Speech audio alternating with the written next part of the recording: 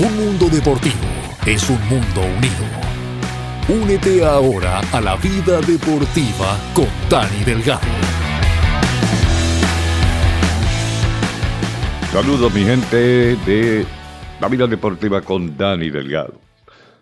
Hoy tengo un tema muy importante de que hablar de una de las grandes figuras del béisbol de Grandes Ligas, que ya pasó a mejor vida. Casualmente en este momento acabo de cerrar los shades de las ventanas para concentrarme bien en este trabajo, ya que, hermano, estamos bajo una increíble nevada que a veces, bueno, llama la atención, pero en mi caso, pues, como odio tanto la nieve, no quiero perder el tiempo mirando hacia afuera, viendo lo que está cayendo del espacio. Y dije, bueno, déjame dedicarme mejor a lo que voy a hacer ahora con esta efeméride. Y voy a hablar de Earl Weaver, famoso dirigente de los Orioles del Baltimore. Y casualmente en el podcast anterior que había hablado de la vida de Sparky Anderson, mencioné a Sparky Anderson, a Earl Weaver, a Billy Martin como personajes controversiales en el béisbol. Voy a incluir a Bobby Cox, ex-manager de los Bravos de Atlanta también.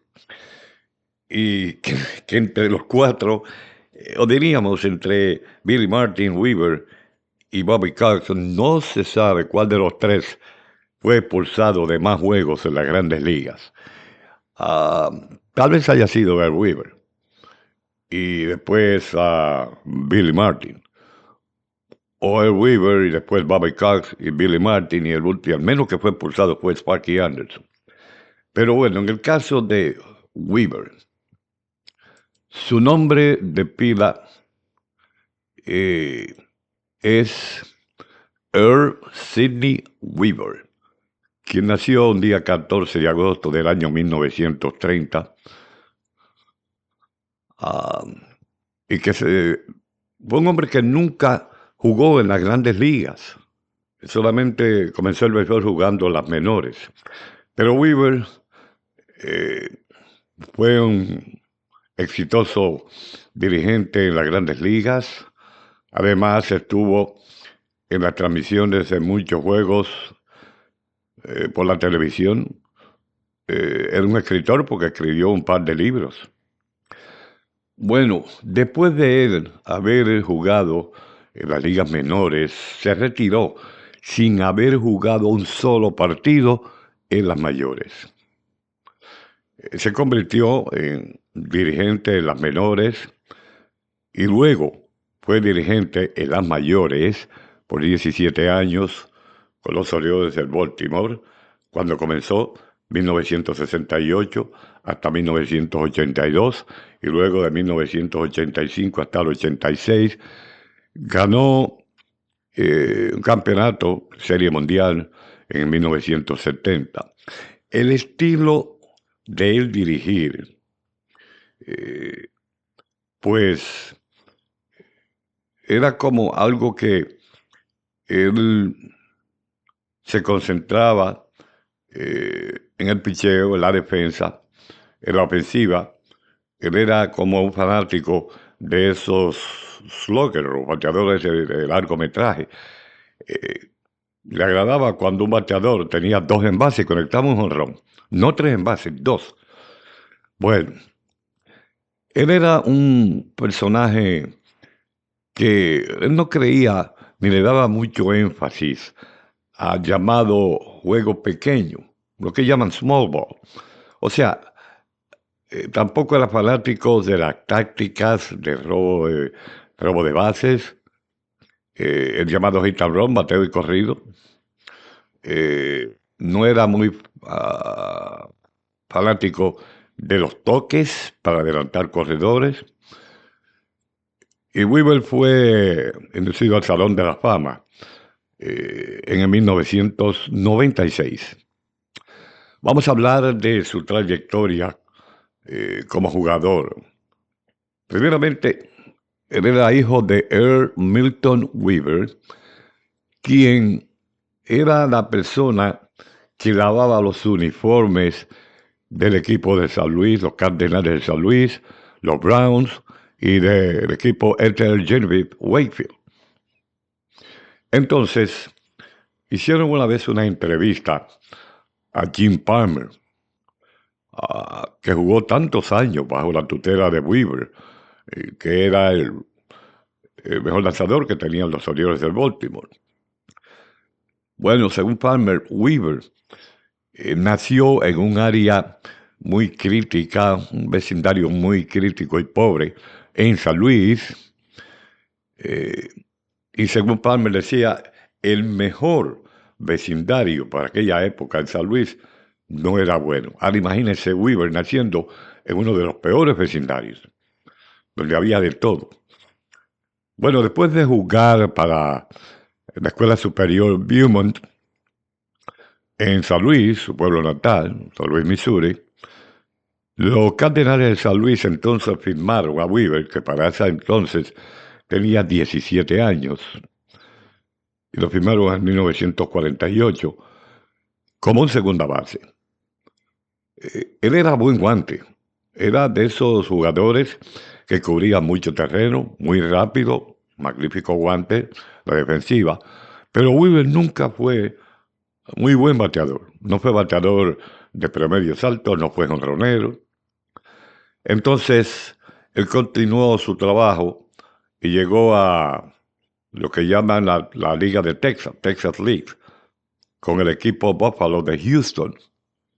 Ya estaba como a, diríamos, 2 pasos de subir a los mayores en 1951, pero nunca subió al Gran Circo. Más adelante, Weaver fue cambiado a los Piratas de Pittsburgh. Y luego de ahí se movió a los Orioles de Baltimore, donde él entonces comenzó su carrera como dirigente, y estoy hablando para el año 1968. Y Palmer, en sus comentarios, mencionó anécdotas de que Weaver no sabía nada de lo que era una curva de un lanzador. Lo único que él sabía era que él no podía batear una curva, decía Palmer. Bueno, vamos a hablar de la carrera de Weaver como dirigente. Primeramente él comenzó en las menores en 1956 con el equipo Knoxville Smokies, que no estaba afiliado a ningún equipo. Esa era la Liga del Sur Atlántica. Entonces, él se unió a los Orioles del Baltimore, pero fue como dirigente del equipo Fitzgerald de Georgia, la Liga de Georgia y la Florida. Entonces los Orioles lo movieron a la franquicia de Dublin, Georgia, en el 1958, y luego de ahí al equipo Aberdeen, South Dakota, al siguiente año, 1959. Y ya para 1960, él dirigió al equipo Fox City Foxes en Wisconsin, en la categoría Clase B. Y de ahí avanzó a la AA con la organización de los Pioneros de Elmira en el 1962. Subió después a la AAA con el equipo Rochester Red Wings para 1966. Como dirigente de Liga Menor, compiló un récord de 841 victorias, 697 derrotas, teníamos un porcentaje de .547, con 3 campeonatos en 11 temporadas y media. Weaver fue nombrado para reemplazar a Gene Watling como el coach de primera base en octubre 3 del año 1967 y estuvo la primera mitad de la temporada de 1968 en esa capacidad antes de suceder a Hank Bauer como dirigente de los Orioles el día 11 de julio. El contrato era solamente por un año, pero luego continuaría trabajando bajo contratos de solamente un año con el equipo. Y durante su estadía como dirigente de las mayores, los Orioles ganaron el campeonato de la Liga Americana en 1969, 1970, 1971 y en 1979. En todos estos campeonatos, los Orioles llegaron a ganar 100 partidos. Y Weaver se convirtió en el primer dirigente desde los tiempos de Billy Southwell, 1942 a 1944, en ganar 100 partidos en 3 temporadas en forma consecutiva. En 1969 los Orioles perdieron en la Serie Mundial en 5 partidos frente a los Mets de Nueva York. ¿Te acuerdas de los Mets? 1969. Ahí me pusieron los milagrosos Mets, The Amazing Mets. En el partido número 4 fue expulsado por el árbitro Shaq Crawford por discutir bolas y strikes. En el 1970, los Orioles ganaron la Serie Mundial venciendo a los Rojos de Cincinnati, Sparky Anderson, la gran maquinaria roja, en solamente 5 partidos. En el 1971 los Orioles perdieron la Serie Mundial en 7 partidos frente a los Piratas del Pittsburgh. El lanzador de los Piratas, Steve Blass, lanzó un juego completo, permitió solamente 4 imparables en ese juego decisivo, el número 7, y permitió una sola carrera a los Orioles de Baltimore. Como dije antes, a Weaver le encantaba cuando un bateador conectaba un jonrón de 3 carreras. Claro, era un plan bueno si usted tenía a Buck Powers, a Frank Robinson, a Brooks Robinson, de acuerdo a lo que decía Palmer. En el 1974, los Orioles no conectaban muchos cuadrangulares. Aún así, Weaver insistió en continuar usando sus estrategias. Con este equipo que estaba 8 juegos detrás de los Medias Rojas de Boston, ya para el final del mes de agosto, los Orioles realizaron como una especie de reunión para los peloteros nada más, en la casa de Paul Blair. La nueva estrategia, de acuerdo a Palmer, era tratar de acomodar cada imparable, entrar a la base, tratar de adoptar como fuera una carrera. Bueno, para sinceramente llegar a esa meta, los jugadores entonces se ingeniaron como una especie de secreto. Era como señas en el terreno de juego que las usarían en todos los juegos. Esa nueva estrategia trabajó. Entonces Baltimore se repuso de un déficit para apoderarse de la división al final del año. De acuerdo a Brooks Robinson, le tomó a Earl Weaver cerca de 3 o 4 partidos para finalmente darse de cuenta qué vamos a hacer en esta situación. Y terminó diciendo, bueno, muchachos, si ustedes tienen esa alternativa y ese secreto y lo van a poner en práctica, es mejor que estén bien, que les salga bien. Bueno, trabajó, salió todo bien. Y de ahí, pues, como Weaver empezó a tomarle más cariño a los jugadores porque dijeron, bueno, él dijo, estos jugadores son listos, saben muchas cosas, hay que dejarlos trabajar. La victoria número 1000 en la carrera de Earl Weaver como dirigente fue una victoria de 5-3.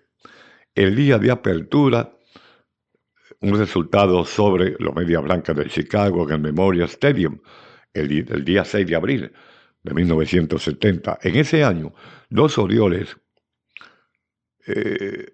vieron cómo Weaver llegó a usar 140 órdenes de bateo diferentes durante toda la temporada regular. Volvieron a alcanzar la Serie Mundial, llegar a la Serie Mundial. Esta vez terminaron perdiendo en 7 partidos frente a los Piratas del Pittsburgh. Entonces, él expresó varios planes que indicaban su posible retiro después de la temporada de 1982, antes del juego número 6 de la Serie Mundial, en octubre 16. Bueno, él tenía como meta, o había puesto una fecha para su retiro, al expirar su contrato, después que terminó la temporada 1980, para realmente quitarse del deporte del béisbol.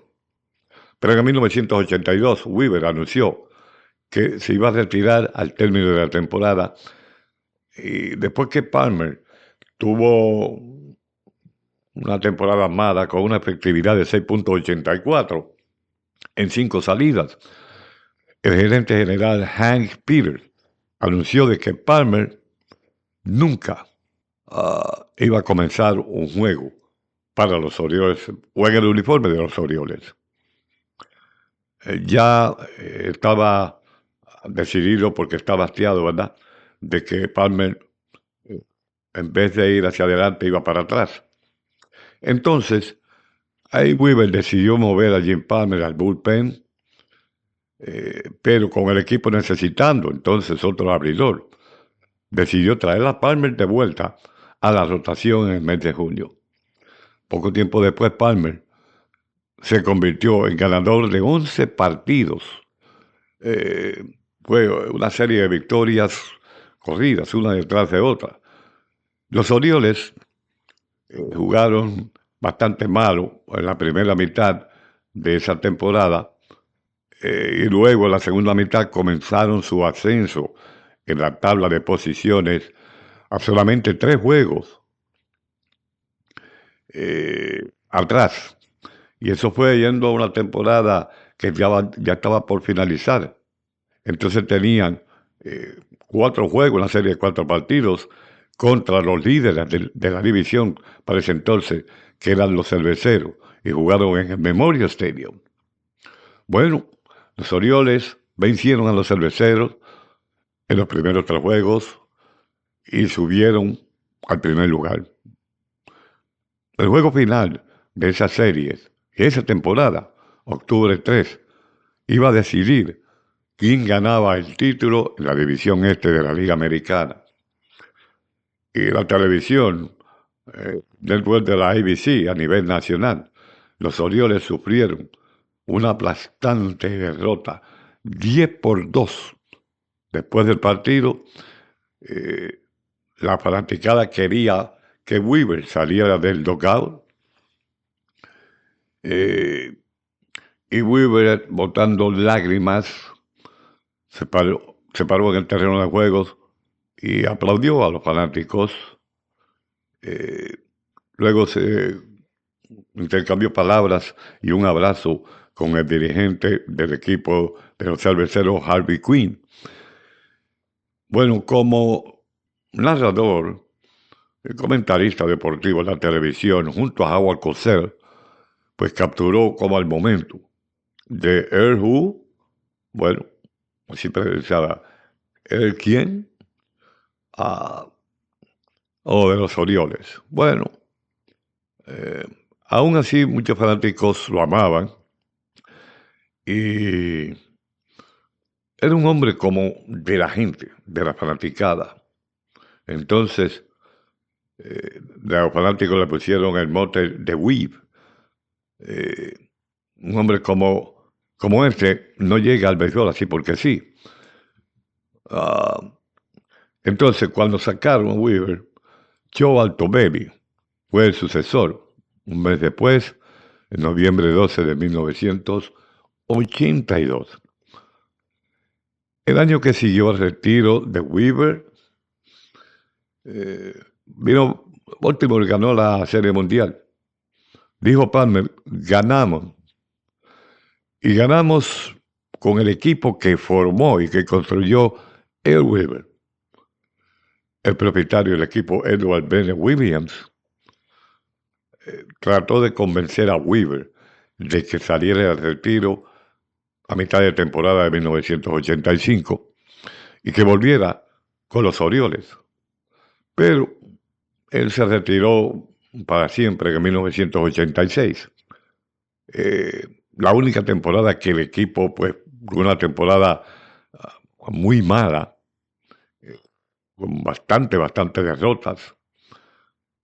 Casualmente, el récord de Weaver como dirigente quedó en 1.480 victorias, 1.060 derrotas, un porcentaje de .583, incluyendo temporadas de 100 o más victorias en el 1969, cuando ganaron 109, 1970, cuando ganaron 108, y los 101 partidos que ganaron en 1971, y en el 1979 102, y en el 1980 volvieron a ganar 100.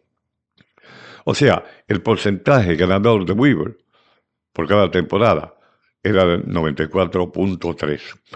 Ya para el año 1989, Earl Weaver dirigió al equipo Suns de la liga, el Gold Coast Suns. Esto era la asociación profesional de veteranos. A menos de una semana en la temporada, por primera vez, Weaver fue expulsado del partido. Más tarde él comentó, estos árbitros son personas que fueron rechazadas en la escuela superior. Y la liga, para no gastar mucho, decidió darle trabajo a estos árbitros porque le pagaban lo que ellos querían. No debe haber una liga de béisbol si estas cosas continúan en las mayores. El equipo de los Suns no pudo llegar a los playoffs en 1989 y el 90 y desapareció después de una temporada.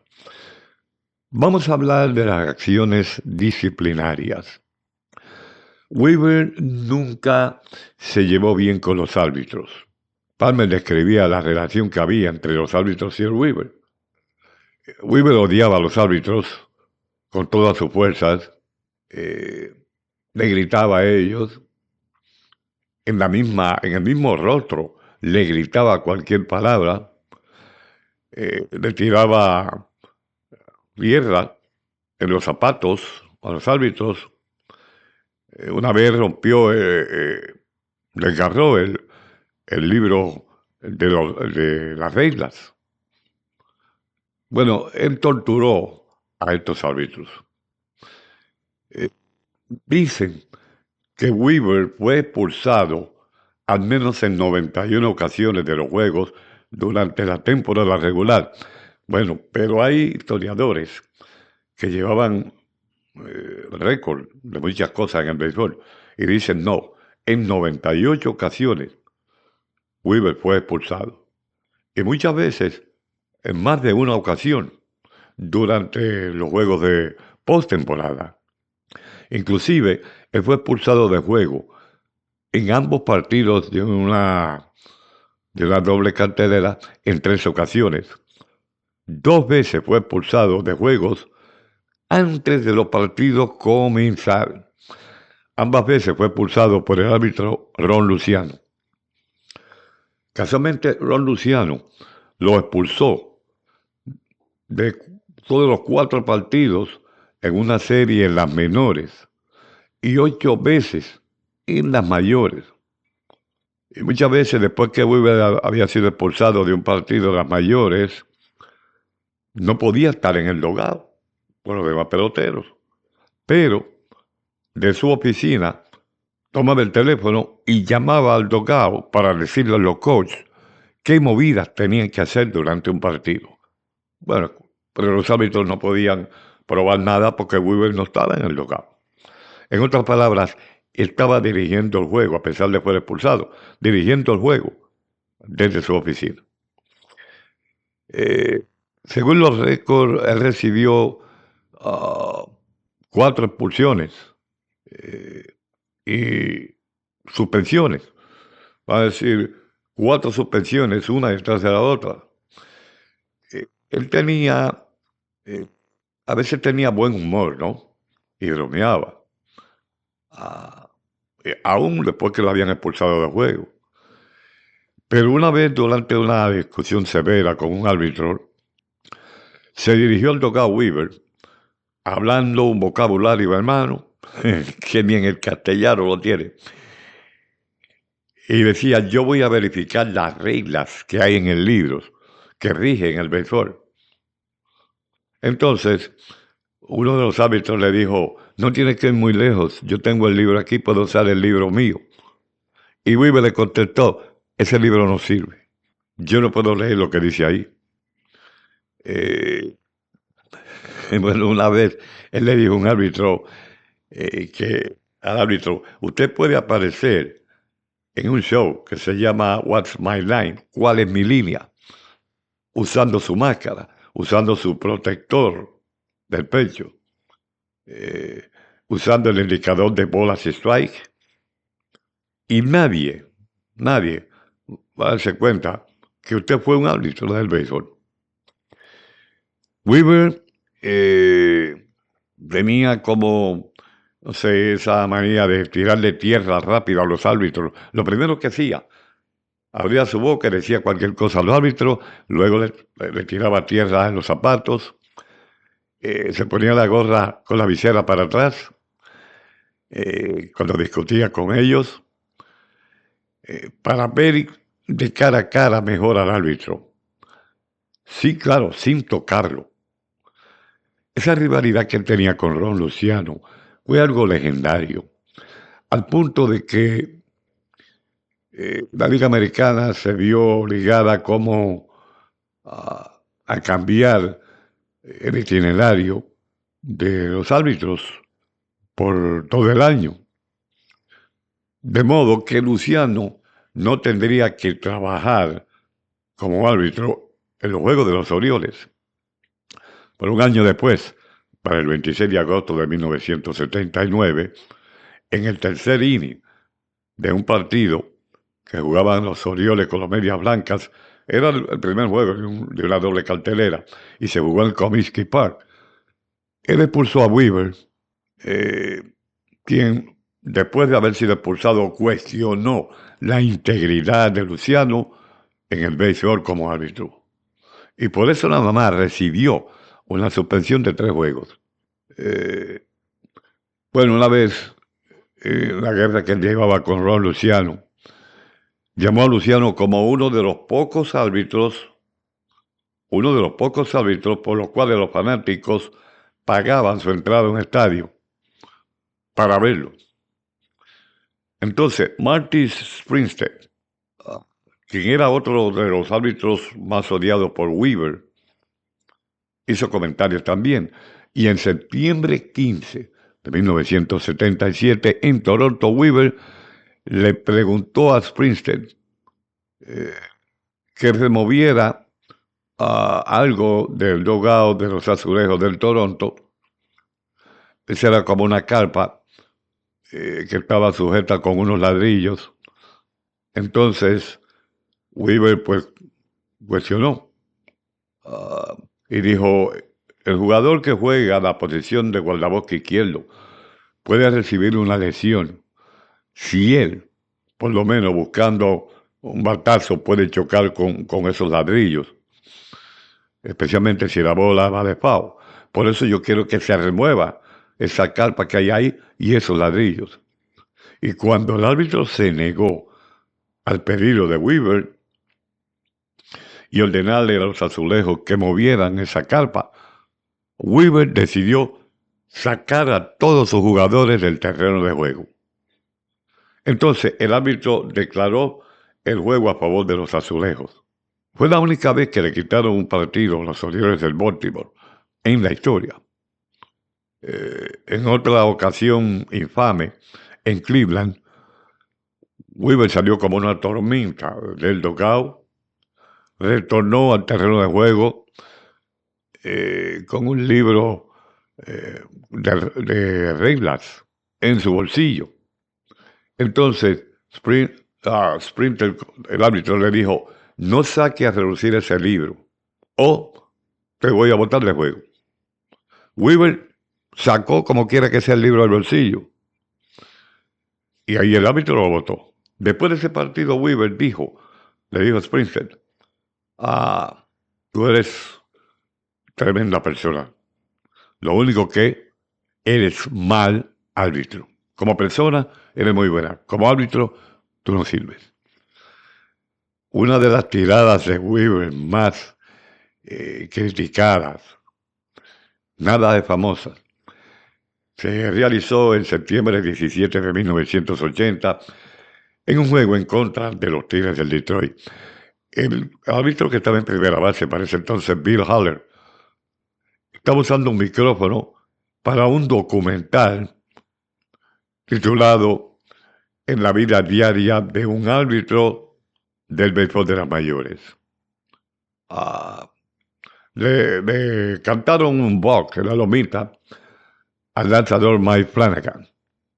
Weaver salió disparado del dugout y comenzó a gritarle obscenidades a Haller, que ya estaba hasta la coronilla también de las acciones de Weaver por públicamente cuestionar su integridad, y sugirió de que no trabajara o que se prohibiera trabajar en los partidos que jugaban los Tigres de Detroit en el 1972 debido a que su hermano era el receptor suplente del equipo de los Tigres para ese entonces. Una vez que Weaver fue expulsado del juego, comenzaron las profanidades. Él acusó a Haller, después que lo votó del partido, porque dijo que Haller estaba a favor del otro equipo y que todas las decisiones que hacía eran en contra de los Orioles. También acusó a Haller, de que Haller lo tocó en el pecho, o lo golpeó en el pecho. Entonces Haller negó las acusaciones de Weaver. Ambos se llamaron mentirosos. Entonces, pero era algo común entre árbitros y Weaver, ¿entiendes? El sentido de que se decían cuánta cosa había, cuánta palabra obscena había. Una noche en 1973, Weaver tiró su gorra al piso y comenzó a argumentar contra Ron Luciano. Entonces, otro de los árbitros, Don Deckinger, recogió la gorra, pero antes de recoger la gorra, se le paró encima de la gorra y desfiguró un poco la visera de la gorra. Ese era el odio que ellos tenían por Weaver también. Entonces, Weaver cuestionaba la filosofía de estos árbitros. Y cuando una vez le preguntaron a Weaver por qué él no se concentraba más en el picheo de su equipo, en la defensa,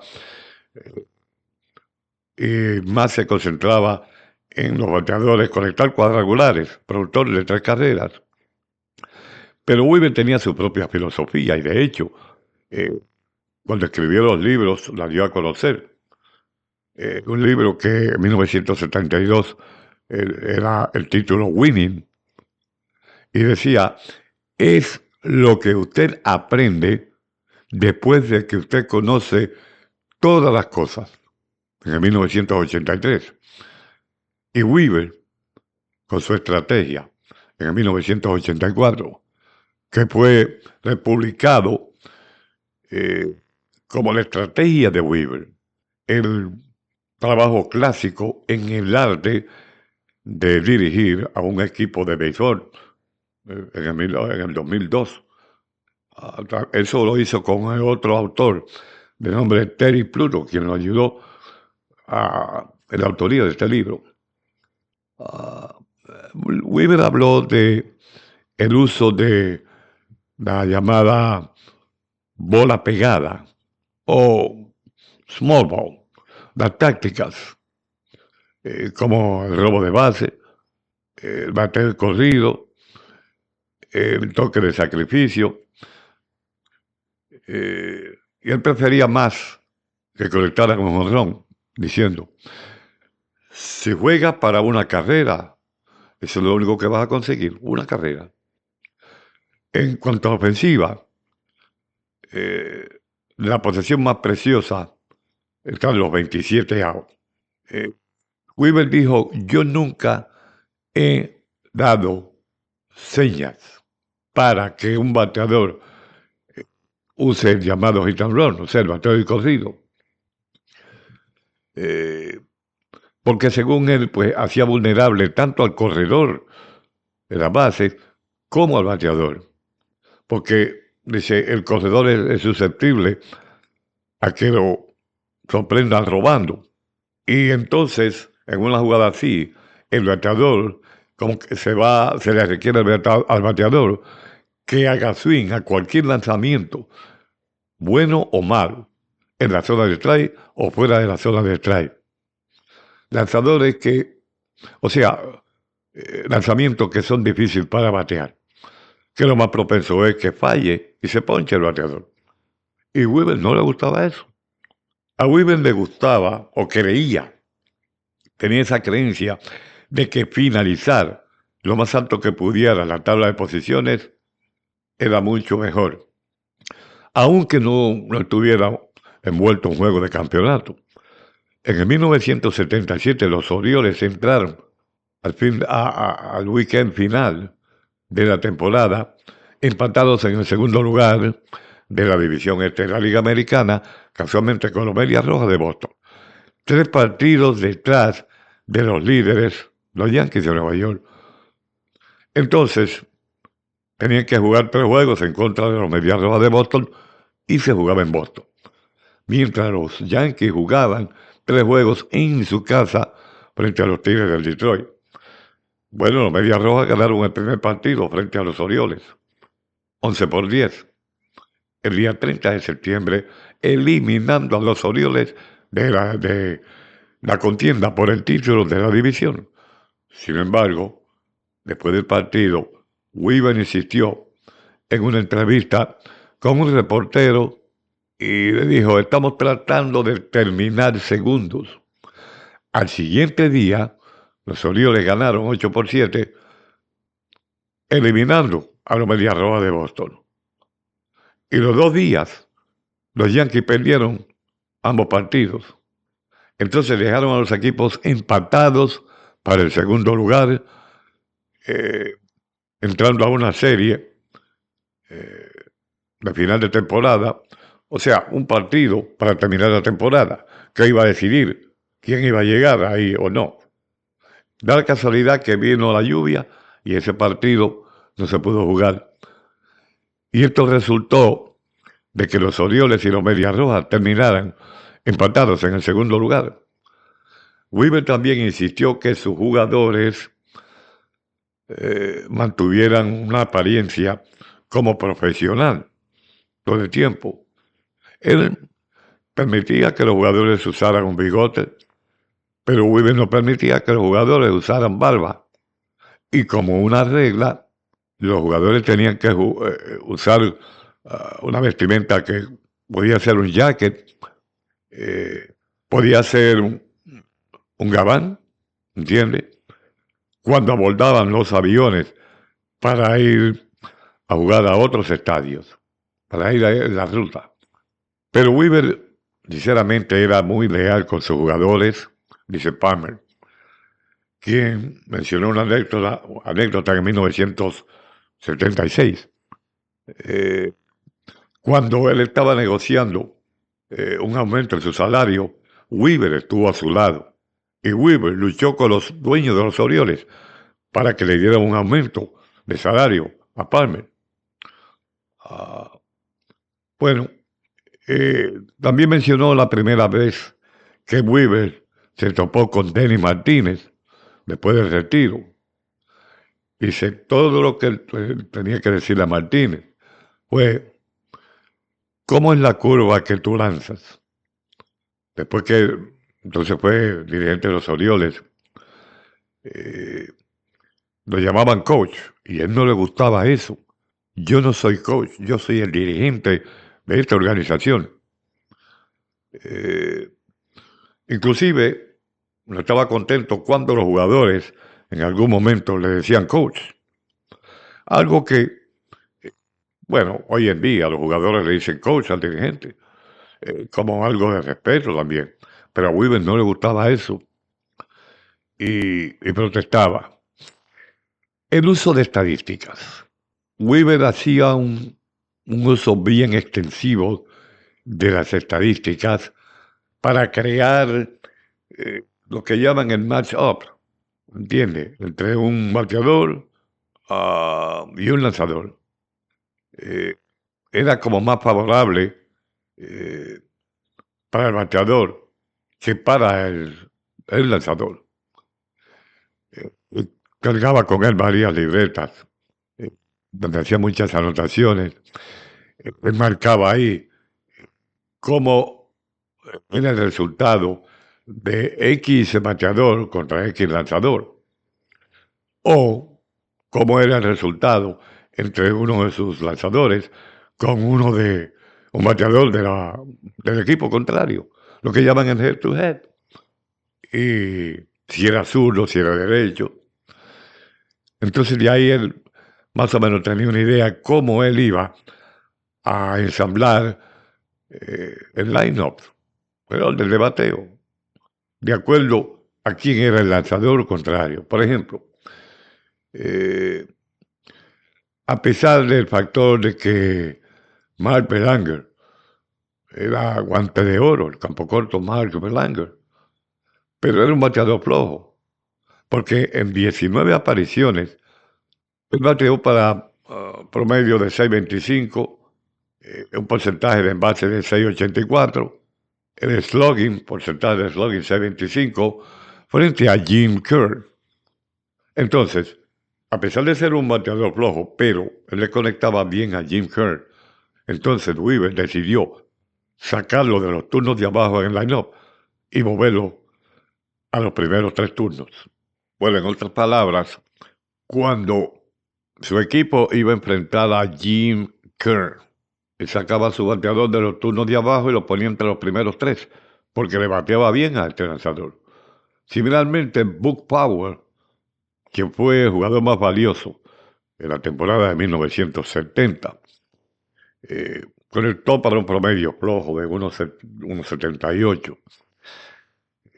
Porcentaje de envase 2.11, slugging 2.78, frente al lanzador Mickey Lollis en 96 apariciones a la caja de bateo. Y fue sustituido. Dijo, bueno, lo voy a sustituir y voy a poner en su lugar a Chico Salmon, que tiene un mucho mejor promedio de 300, en contra de este mismo lanzador, de Lollis. Bueno, Weaver creyó que estas estadísticas trabajaban y entonces se mantuvo con esa creencia. Si este bateador le da bien a este lanzador, a mí no me importa si está en el banco, lo voy a traer para que le batee a él. Porque si toda la vida le ha bateado bueno a él, aunque con los demás tiene un promedio flojo, yo necesito ganar juegos y yo quiero que él sea la estrella de este juego, dándole al mejor lanzador que ellos tienen. Ahora, ¿qué pasa? Hay quien dice, y Palmer lo repitió, que después que él hacía todas esas anotaciones en su libreta, por números, análisis, entonces él se ponía a estudiar eso. Y eso lo hizo un mejor dirigente. Y en el 1984 se acreditó a Weaver por Craig Sager, que entonces trabajaba como director de deportes en la cadena CNN, lo acreditó como el primer dirigente de las grandes ligas en usar estadísticas computarizadas como parte de sus decisiones, del proceso de decisión. O sea, que él usaba computadoras. Él era también un analista, usaba computadoras, ¿entiendes? Para él procesar las ideas de que tal bateador le podía batear mejor a tal lanzador. Y por eso fue que hacía todas estas cosas en los partidos. Podía ser un bateador que bateaba en el 8º lugar de la orden de bateo porque era flojo al bate. No era productivo, no empujaba carreras. Pero sin embargo, contra X lanzador era tan bueno y él lo sacaba. Hoy podía batear 8º y mañana estaba bateando 2º o 3º. Aparte de eso, el uso del banco. En el equipo de los Orioles, tarde en 1970 y a comienzos de 1980, Weaver se dedicó a hacer unos cambios bastante frecuentes, lo que llaman platoons, de compartir una posición con un par de jugadores, una defensa. Claro, el ejemplo más obvio era usar a Gary Roenicke y a John Lowenstein en el jardín izquierdo, ¿entiendes? O sea, usarlos un día uno, un día otro, dependiendo qué equipo iba a jugar contra ellos, pero no dejarlos ahí, no una solución de dejarlo estable, jugando esa posición. También él exploró como especie de un hueco en esto del bateador designado, la regla del bateador designado. Inclusive, hubo ocasiones que usó como designado a uno de sus lanzadores abridores, o sea, que no iba a aparecer como lanzador en ese partido, pero él lo usaba como un bateador designado. Entonces, cuando él entregaba su alineación, tal lanzador iba a ser el bateador designado.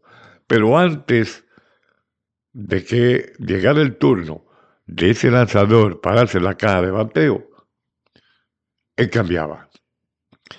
Entonces, él decía, no, porque ahora, especialmente si cambian el lanzador, voy a tener que cambiar mi designado, porque veo que este lanzador mío, el designado, no le puede batear a este lanzador de ellos. Entonces él hacía el cambio. Entonces, si era que el lanzador designado le podía dar un imparable al contrario, entonces, pues él lo mantenía ahí. Pero ¿qué pasa? De momento, el dirigente contrario iba a sacar a su lanzador porque no estaba efectivo o porque se había lesionado antes que llegara el turno del designado. Entonces Weaver cambiaba el designado y buscaba otro designado del banco. Ahí se creó una regla para parar esta táctica que usaba Weaver. Entonces, como lo hizo en varias ocasiones, el Major League Baseball decidió suspender eso. Es decir, no, si tal bateador está en el line-up como designado, ese es el bateador que tiene que consumir el turno cuando le llegue y no hacer cambios. Y pararon eso. Weaver decidió usar estas pistolas radares para medir la velocidad de los lanzamientos, tanto de sus lanzadores como de los lanzadores contrarios. Comenzó a hacer esto en 1975, durante los entrenamientos de primavera. Casualmente, eso fue cuando la temporada que Boston jugaba con la maquinaria roja de Sparky Anderson, y Weaver comenzó a usar estas técnicas, pero en la temporada de entrenamiento, no en los juegos oficiales de las mayores. Bueno, Palmer alegaba que el conocimiento de Weaver sobre el picheo era flojo, era mínimo. Pero yo aprendí mucho de Weaver. Lo primero que aprendí de él fue de que Weaver no sabía nada del picheo. Y Dave McNally estuvo de acuerdo a lo que dijo Palmer. Lo único que Weaver sabía del picheo era que no podía batear. Eso era todo lo que él sabía. Pero de ahí en adelante, Weaver no sabía nada de picheo. Ahora sí, Weaver era fanático de los llamados sliders. Eso sí, por alguna razón era fanático. Entonces Mike Flanagan dijo que Weaver no se sentía tan molesto si uno de sus lanzadores permitió un imparable cuando tiraba un slider. Ahora, se sentía bien airado si los lanzadores tiraban una bola recta, aunque fuera rápida, cualquier otro lanzamiento, y entonces le daban un hit, Weaver se enfurecía. Bueno, Palmer estaba en la lomita en uno de los partidos. Entonces, Weaver pidió tiempo en el dugout y vino a conferenciar con Palmer. Y me dijo, Palmer estaba lanzando para el equipo Rochester en el 1967. Tenía las bases llenas frente al equipo Bisones de Buffalo. Y Johnny Bench era el hombre que venía al bate. Ahí salió Weaver, caminó hasta la lomita y le dijo a Palmer, lánzale una bola rápida por el mismo medio del plato. Y Palmer, como era su dirigente, pues hizo lo que Weaver le dijo. Y Bench conectó un cuadrangular con la casa llena, un grand slam. Ahora bien, sin embargo, Palmer le dio crédito a Weaver. Le dio crédito porque Weaver tenía como una especie de habilidad para reconocer los buenos lanzadores. Dice, él veía un lanzador y él sabía que ese lanzador iba a ser bueno inmediatamente. Él luchaba para que la gerencia del equipo hiciera un cambio y trajeran ese lanzador. Bueno, él volvía loco a los lanzadores, volvía loco a los gerentes generales del equipo, a los presidentes de la organización de Baltimore, a todo el mundo.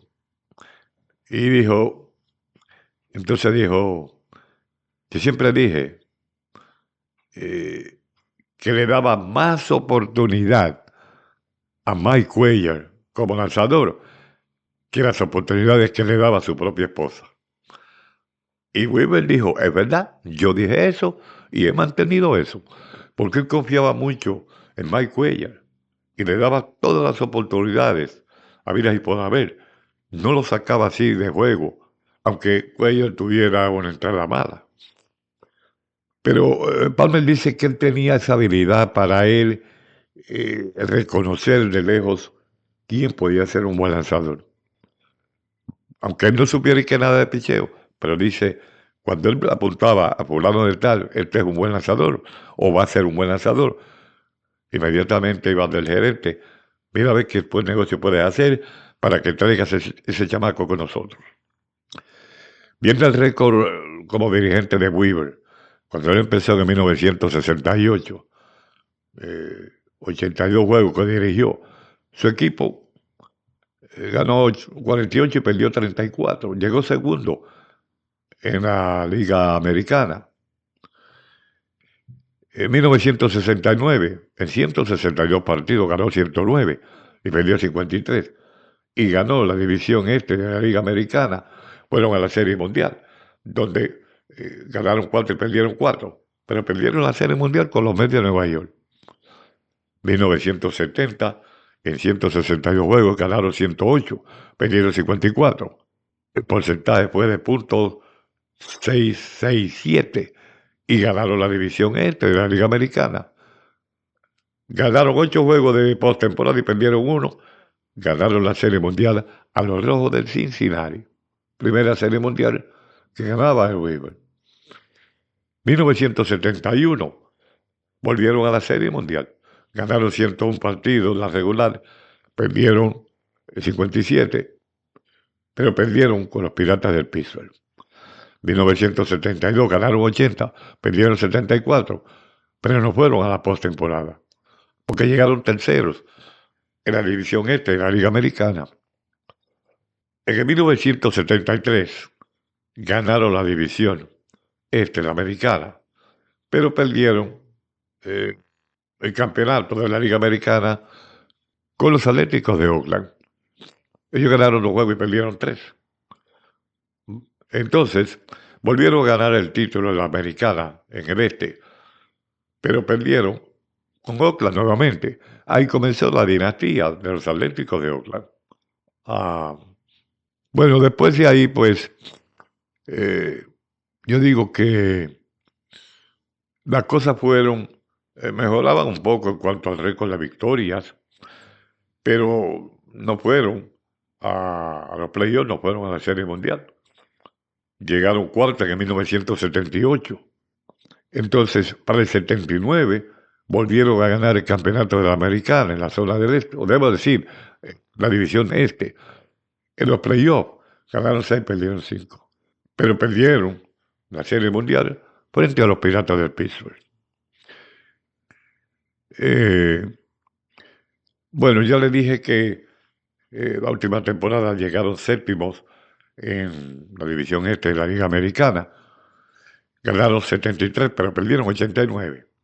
O sea que de por vida, 2.540 juegos bajo la tutela de Weaver. Ganaron 1.480, perdieron 1.060, el porcentaje de .583. Ganaron 26 juegos de postemporada y perdieron 20. Luego Weaver, pues, mientras era dirigente, sirvió como comentarista en la televisión, comentarista a color, con la cadena ABC. Bueno, cuando vino la Serie Mundial de 1983,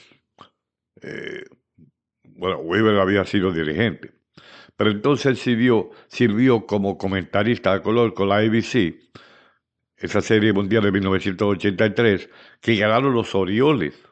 Él estuvo trabajando ahí en la televisión, en la transmisión de ese juego, junto a Al Michaels y a Howard Cosell. Él era el principal comentarista de la ABC en 1983, reemplazando a Don Drysdale, que entonces se movió a ser el segundo comentarista o narrador en lo que llaman el play-by-play, la narración del partido. Pero ¿qué pasa? También Drysdale era empleado por los Orioles de Baltimore como un consultor. ¿Entiendes? Entonces, para ese tiempo ABC tenía una póliza que prohibía a uno de sus anunciadores, que era empleado por el equipo, en trabajar en juegos que envolvían a ese equipo.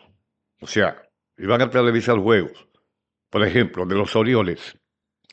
Entonces, según una ley, pues, no podía trabajar con los Orioles y ser comentarista en una serie mundial.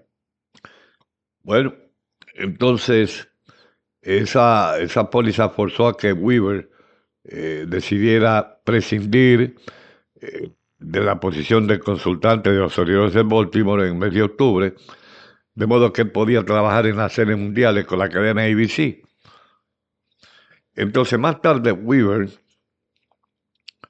estuvo en la transmisión del campeonato de la Liga Nacional entre los Padres de San Diego y los Cachorros de Chicago, con la cadena ABC, junto a Reggie Jackson, que había jugado para Weaver en 1976, y junto también a Don Drysdale. Ya él podía hacerlo porque abandonó una posición, ¿entiende?, para que no hubieran problemas, y se dedicó a las transmisiones de los juegos.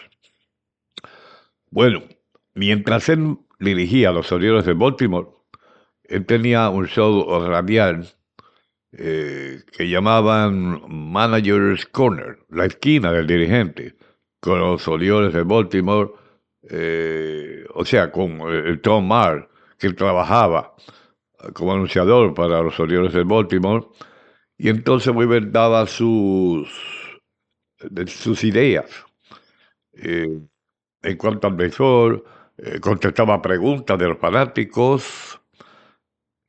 Una vez ellos dos grabaron una versión en el programa, y entonces en las contestas que ellos le daban a los fanáticos, también estaba Terry Crowley en el programa Team Speed, la velocidad del equipo. Bueno, había una rivalidad entre Weaver y Pat Santarone, que trabajaba en cuanto al acondicionamiento del terreno de juego. Tenían una rivalidad, pero era amigable, no era una cosa de odio, como decir, contra Ron Luciano, el árbitro que lo expulsó tantas veces del partido. Ellos tenían una rivalidad, pero una rivalidad sana. Entonces, por cierto, que este hombre tenía como un lugar donde sembraba muchos tomates. Weaver lo visitaba. Cuando no estaban en las transmisiones, entonces ellos bromeaban, tenían las rivalidades, discutían por una cosa, discutían por la otra y así por el estilo, pero algo sano. Bueno, finalmente pues para el año 1987 Earl Weaver asistió en el desarrollo de un juego por computadoras llamado El Béisbol de Earl Weaver. Eso fue publicado por la empresa Electronic Arts. Entonces, pues este juego sirvió como el precursor para la cadena deportiva EA, que lo pusieron en línea. Y de ahí pues se vendió bastante este juego. Bien, hablemos de la muerte de Weaver. Murió a las 2 de la mañana del día 19 de enero del año 2013. Aparentemente sufrió un ataque cardíaco mientras se encontraba con el equipo de los Orioles en un velero en la zona del Mar Caribe. El velero era el Celebrity Silhouette, las siluetas de celebridad.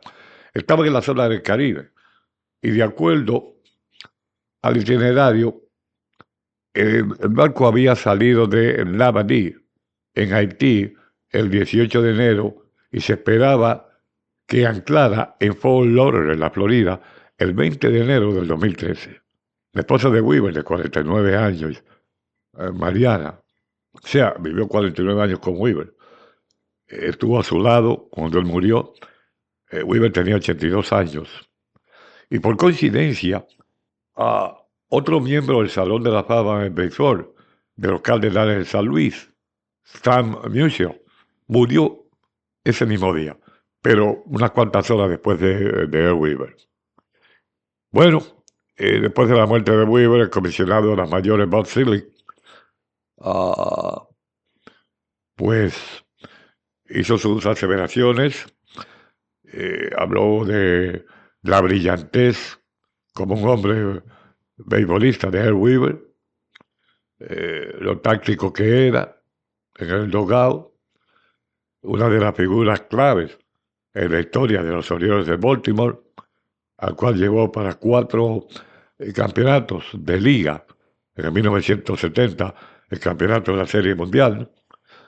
Dice, haber conocido a él durante toda mi carrera, las mayores, tengo muchas memorias de los Orioles, de los cerveceros, cuando eran rivales, tantas veces que se enfrentaron. El estilo de dirigir de Earl Weaver,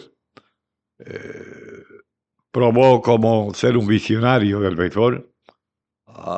Mucha gente en el béisbol entonces comenzaron a adoptar sus técnicas, sus estrategias, años después. A él se le conoció, fue muy bien conocido por ser uno de los caracteres de más colorido. Eh, entonces estuvo entre los dirigentes más leales a su equipo. De parte de Major League Baseball y de mi parte, les envío mis condolencias más sinceras a su esposa Mariana, a toda su familia y a todos los fanáticos de los Orioles del Baltimore. Uno de los dueños de los Orioles, Peter Angelos, también dijo que Weaver, para él, está siendo el mejor, uno de los mejores, pero después dijo, para mí no es uno de los mejores, es el mejor dirigente en la historia de mis Orioles de Baltimore. Otro de los mejores en la historia de todo el béisbol. Es un día triste para todo el mundo que conoció a Weaver, para todos los fanáticos de los Orioles de Baltimore, porque Weaver hizo su pasión para los Orioles dentro y fuera del terreno de juego. A nombre de todos los Orioles, extiendo también mis condolencias a su esposa Mariana y a toda la familia, que en paz descanse. De hecho, Weaver había pedido que fuera cremado después de su muerte, y eso exactamente fue lo que hicieron. Bueno, mi gente, es como había indicado anteriormente, de los dirigentes que mencioné, Sparky Anderson, Weaver, Billy Martin, dirigente de Atlanta. Yo conceptúo tres de estos cuatro. Más o menos, habían sus pequeñas diferencias, pero más o menos estos tres, tenían como una mentalidad, algo especial para ellos reconocer las fallas de un equipo contrario. Reconocían las fallas de sus propios equipos. Ellos, en cuestiones de pocos minutos, descifraban qué podía suceder en X partido. Y eran controversiales, especialmente Weaver, Billy Martin, Cox, más controversiales que Sparky Anderson. Y como dije, en 98 ocasiones que fue expulsado Weaver. Pero era un hombre muy listo, una mente muy abierta para pensar qué podía suceder en un juego. Como hablando del futuro, prediciendo el futuro. Él tenía el aquel, como dije, de cargar su libreta, iba haciendo anotaciones de lo que pasaba en cada juego, pelotero por pelotero, y después él se iba y se sentaba en su casa y él estudiaba todas esas notas que él hacía. Y de ahí era que él formulaba un proceso para, esta es la forma que yo voy a dirigir este equipo hoy frente a este adversario. Mañana cambiaba porque no era el mismo adversario y él tenía una idea de cómo iba a manejar su equipo frente a otro equipo adversario, un segundo adversario. Y si al tercer día tenía que jugar con otro diferente, él iba programado, preparado antes de ese partido, cómo él va a dirigir. Muchas veces, claro, las cosas no salen porque, ahora digo yo, 162 juegos, ningún equipo ha ganado 162 juegos y no creo que nunca un equipo va a ganar 162 juegos corridos sin perder. Eso no se va a dar. Yo no veo la forma que eso se pueda dar. Pero claro, todo el mundo gana y todo el mundo pierde. Pero Weaver fue una persona que, aparte de ser tan y tan controversial en el terreno de juego con los árbitros, fue un hombre que le dio un impacto necesario al béisbol de las grandes ligas. La cantidad de gente que iba a los estadios para ver a Weaver discutiendo con los árbitros todas las cosas que hacía, cuando lo botaban de juego. Y esa fue la cosa que siguió impulsando el béisbol. Entonces, yo comparo esto de los fanáticos ir al parque, pagar X cantidad de dinero por entrar al parque para ver cuando votaran a Weaver. Lo comparo cuando Muhammad Ali en el boxeo era tan y tan popular que mucha gente lo odiaban. Pero esa misma gente que odiaban a Muhammad Ali pagaban cualquier suma de dinero en el ringside, ahí al lado del cuadrilátero, para ver cuando no quieran a Muhammad Ali, para ellos gozárselo. Y nunca pudieron ver eso. Pagaron el dinero, pero nunca pudieron ver eso. Entonces, ahí yo comparo, en el caso de los fanáticos que iban a ver a Weaver para cuando lo votaran, como los fanáticos que iban a ver a Muhammad Ali para cuando le dieran un knockout. ¿Entiendes? Que no pudieron verlo. Pero fue un hombre controversial, pero fue un hombre que creó un impacto muy notable en el béisbol de las grandes ligas. Tales como Billy Martin, como Bobby Cox, como Sparky Anderson. Porque Weaver, Anderson, Bobby Cox, Billy Martin, estos 4 dirigentes no estaban sometidos a las órdenes de la oficina de arriba, de la gerencia del equipo. Por eso Billy Martin una vez le dijo a Steinbrenner, cuando Steinbrenner lo votó, tú mandas allá arriba, sí, aquí en el terreno de juego, el que mando soy yo, el que doy las órdenes soy yo soy el dirigente, tú me pagas a mí. Para ser dirigente, yo hago mi trabajo. Aquí tú no mandas nada. Al dueño del equipo, hermano. Entonces yo digo, hay mucha gente, me acuerdo todavía, que conceptuaron la actuación de Billy Martin como algo muy estúpido. No, porque al jefe tú no le dices así. Billy Martin le dijo, a mí no me importa, él es el jefe, él es el dueño del equipo. Claro está. Pero en el terreno de juego, ahí mando yo. Porque para eso me puso ahí y para eso me paga. Aquí mando yo y no manda él ni manda nadie de la gerencia. Ahora, fuera del terreno de juego, ellos son los jefes. Lo digo como es. Por eso Steinbrenner lo votó y después tenía que irlo a buscar. Señores, estas cosas ya hoy en día no se dan por la sencilla razón de que los dirigentes están sometidos o intimidados por la gerencia de los equipos. Porque ganan buen dinero. Aún así, los dirigentes de hoy en día no ganan lo que deben de ganar. Pero como son usados como marionetas, ganan más que antes. Bueno, ya están retirados del béisbol como jugador activo. Entonces, quieren dirigir, se les da la oportunidad, claro. Pero dirigentes como estos 4 que acabo de mencionar, lamentablemente, no los vamos a ver más en el béisbol. Es una mala noticia, pero no los vamos a ver en la forma que va el béisbol. Mi gente, fue un tramo largo, pero valió la pena. Valió la pena hablar de Weaver, de Sparky Anderson. Todavía me queda Billy Martin y me queda Bobby Cox. Son 4 que tengo que hablarle de los otros que me quedan. Billy Martin y Bobby Cox. Fue largo el trayecto, pero para mí valía la pena hablar de ellos. En los próximos programas voy a estar hablando, no sé, puede ser que hable de Billy Martin o de Bobby Cox, pero tengo que hablar de otras estrellas de diferentes deportes que brillaron. Como dije, algunos están con nosotros, otros han partido, pero de esto se trata estas efemérides que van a continuar. Espero que tenga la paciencia de sentarse a escuchar, bueno, tenga su tiempo libre, porque sé que todo el tiempo no tiene tiempo libre para escuchar un programa tan largo, pero como digo, valió la pena hacerlo.